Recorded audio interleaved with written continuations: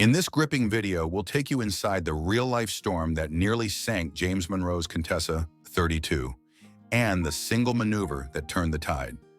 This wasn't luck. It was seamanship at its finest, and it's a maneuver every sailor, whether cruising the coast or crossing oceans, needs to master. We'll break down exactly what James did, step by step, why it worked, and how you can apply the same technique to protect your own boat and crew in extreme conditions. But more than just a survival story, this video is a wake-up call.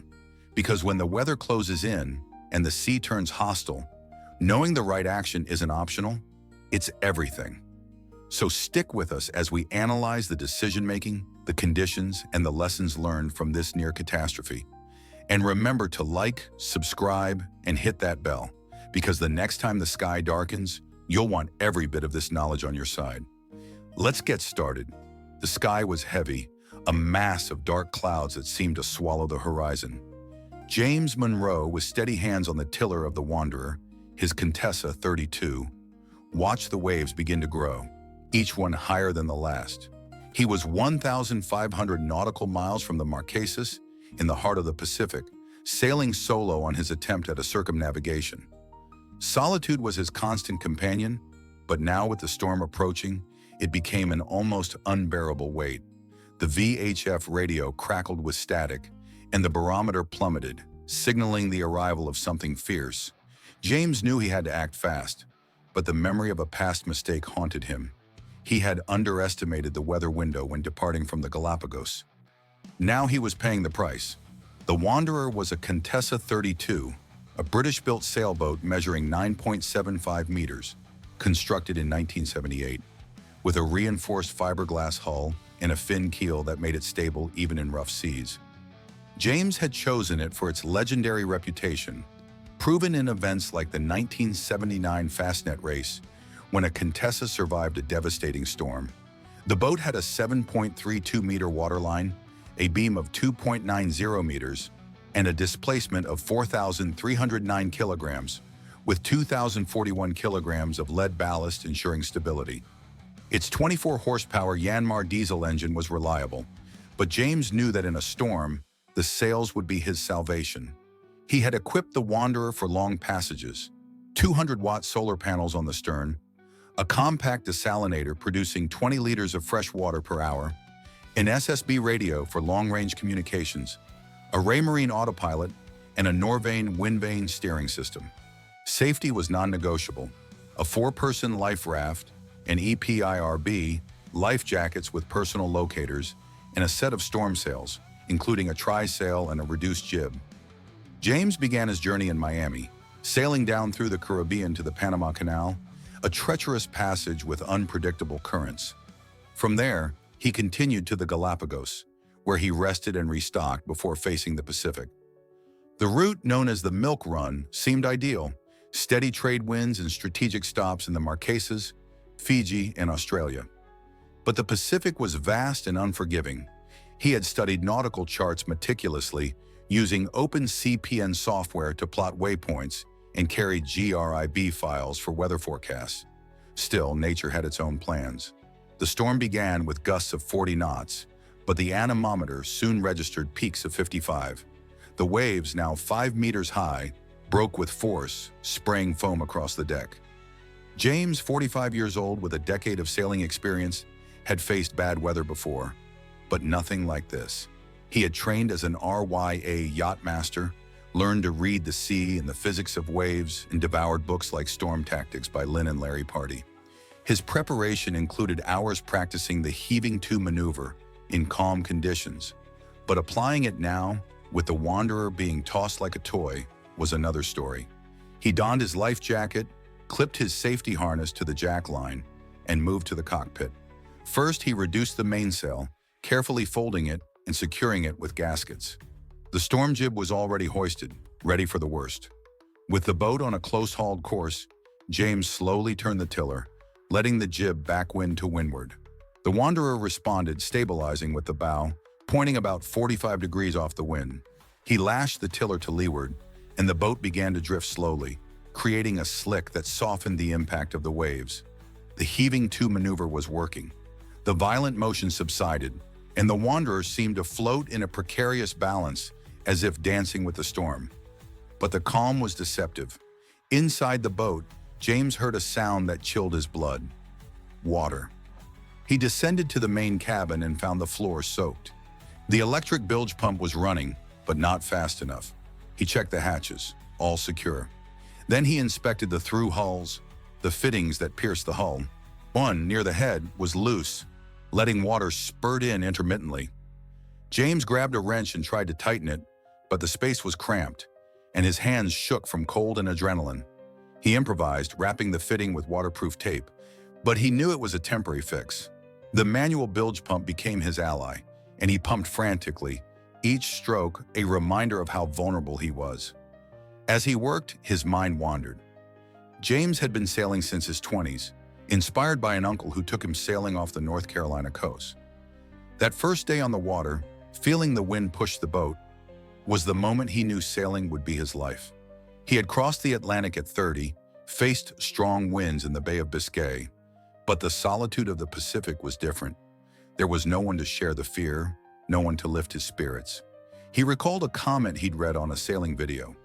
A sailor described playing a tambourine at dawn after heaving to in a storm, celebrating survival. James laughed to himself, imagining doing the same, but the sound of water snapped him back to reality. The SSB radio emitted a faint signal. James tried to make contact, but the storm interfered. The EPIRB, his last hope in case of abandonment, was within reach, but he refused to consider that option. The Wanderer was more than a boat. It was his home, his dream. He had spent years modifying it, from the solar panels to the reinforced Dyneema rigging. Losing the boat would be like losing a part of himself.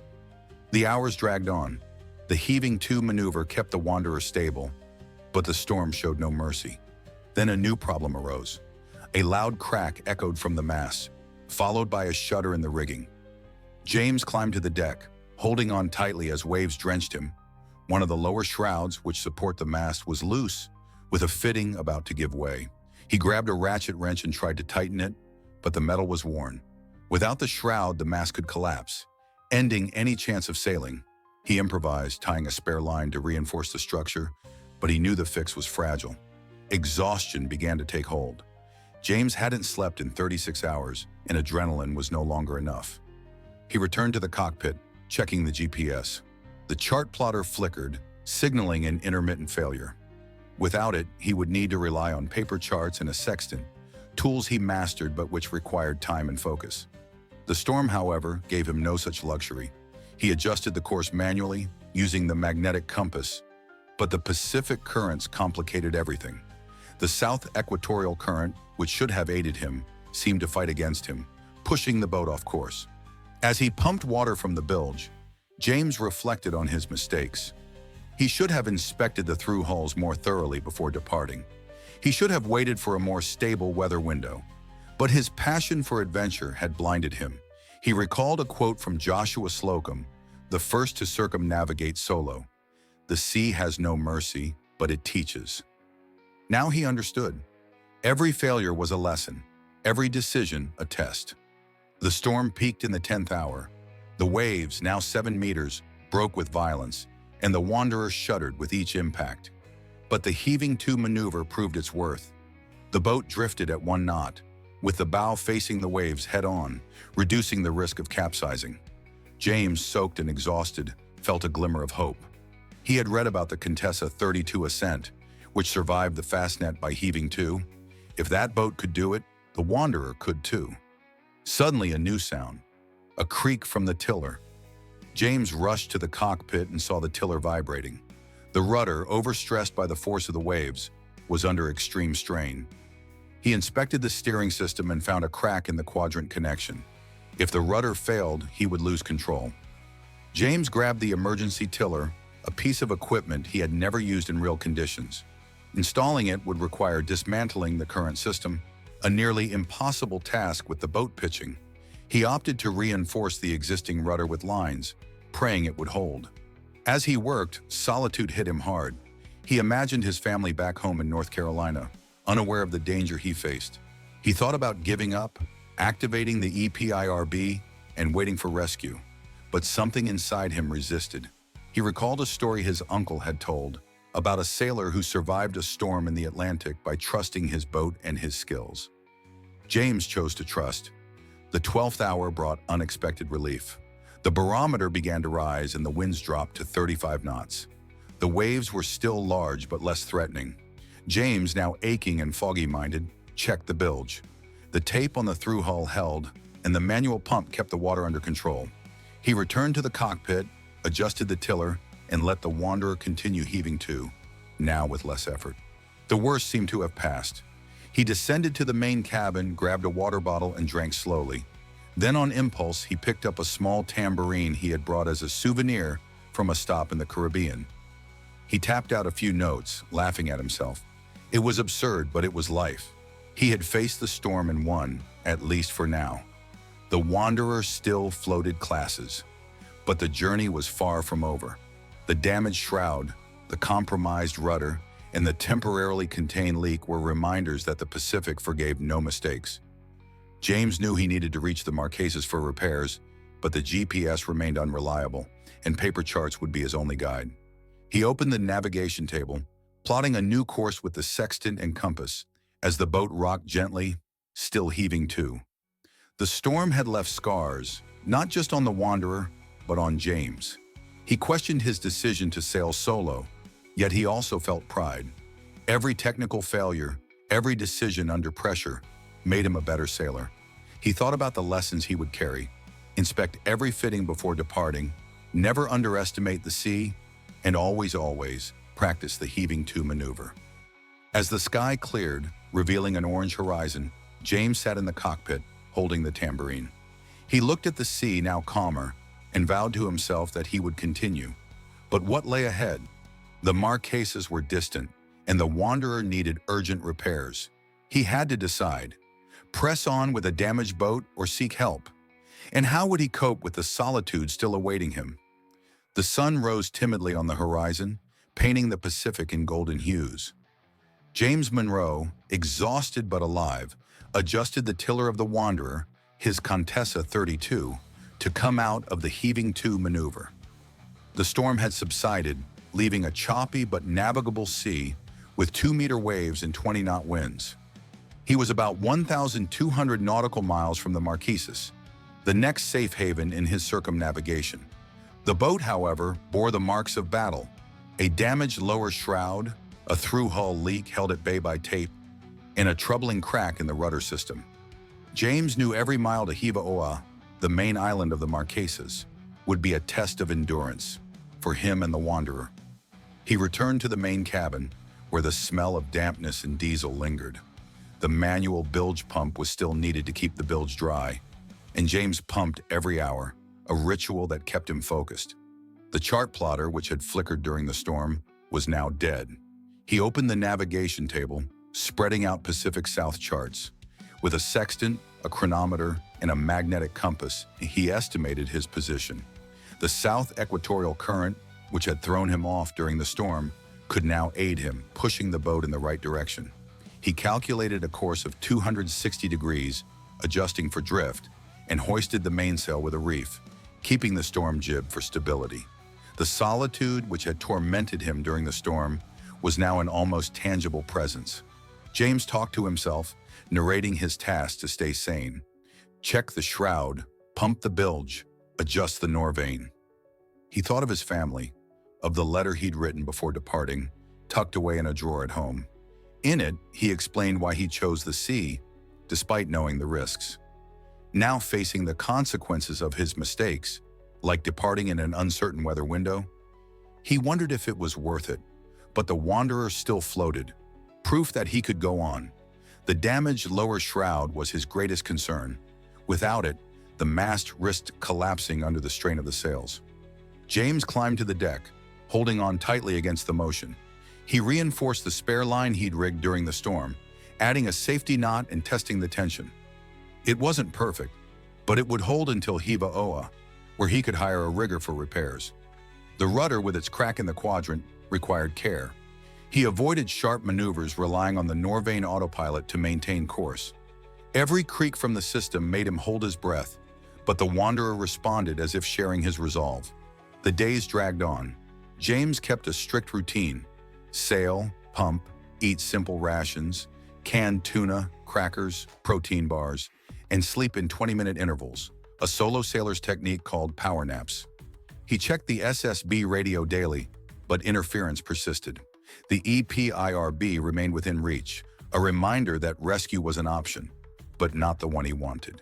In a moment of weakness, he picked up the Caribbean tambourine and played an improvised tune, laughing at the irony. It was his way of defying the sea, of asserting he still had control. On the 7th morning after the storm, the silhouette of Hiva Oa appeared on the horizon. James felt his chest tighten, a mix of relief and anxiety. He adjusted course for Tahuku Bay, the island's main anchorage. The entrance was narrow, flanked by reefs, and demanded precision. Without the chart plotter, he relied on paper charts and visual observations, using the sextant to confirm his position. The rudder responded, but every movement was a risk. He reduced sail, navigating with the jib alone, and anchored 200 meters from shore, where the wanderer finally rested. Hiva Oa was an oasis of calm. Palm trees swayed in the breeze, and the sound of gentle waves contrasted with the Pacific's fury. James went ashore, carrying a list of repairs. He found a local mechanic, Tane, who knew Contessa 32s from other sailors crossing the Pacific. Tane inspected the wanderer and confirmed James's fears. The through hull needed replacement, the lower shroud required a new fitting, and the rudder demanded quadrant repairs. The work would take a week, but Tane assured him the boat would be as good as new. James, relieved, paid with emergency funds, grateful for his decision to carry extra dollars. While the wanderer was repaired, James explored the island, meeting other sailors at the village's small bar. One, a French woman named Claire, shared stories of her crossings. She mentioned the heaving to maneuver, which had saved her in an Indian Ocean storm. "It's like dancing with the sea," she said. "You don't fight, you flow." James smiled, recognizing the truth. He shared his own story, and Claire nodded, impressed. "You trusted the boat and yourself. That's what makes a sailor." Back at the Wanderer, James reflected on the storm's lessons. He had underestimated the importance of inspecting every detail before departing. The through hulls, for instance, should have been checked with a rigorous checklist. He decided to create one, including bilge pump tests, rigging inspections, and engine reviews. The heaving to maneuver, which he had practiced in calm waters, had proven his salvation. He planned to train more, perhaps simulating rough conditions with other sailors. Safety, he realized, wasn't just about equipment, but about preparation and humility before the sea. The repairs were completed, and the Wanderer was ready. The new through hull was double-sealed, the lower shroud gleamed with new stainless steel, and the rudder, reinforced, moved smoothly. James restocked water and fuel, loaded provisions, and updated his charts. He also bought a backup chart plotter, an expensive but necessary lesson. Before departing, he wrote an email to his family, sent via satellite, promising to be more cautious. "The sea taught me," he wrote, "and I'm listening." As he sailed from Hiva Oa toward Fiji, James looked at the horizon with a new perspective. The Pacific was still vast, but he was no longer the same. The storm had shaped him, as it had shaped sailors before him, from Magellan to Slocum. He thought of maritime culture, its traditions of respect for the sea, and felt part of it. The Wanderer, with its repaired scars, was more than a boat. It was a testament to resilience. James adjusted the sails, feeling the trade wind push the Wanderer forward. He picked up the tambourine, played a few notes, and laughed. The sea could be cruel, but it was also generous. He had learned to dance with the waves, to trust his boat, and to never underestimate the power of preparation. The circumnavigation continued, and James was ready for whatever lay ahead.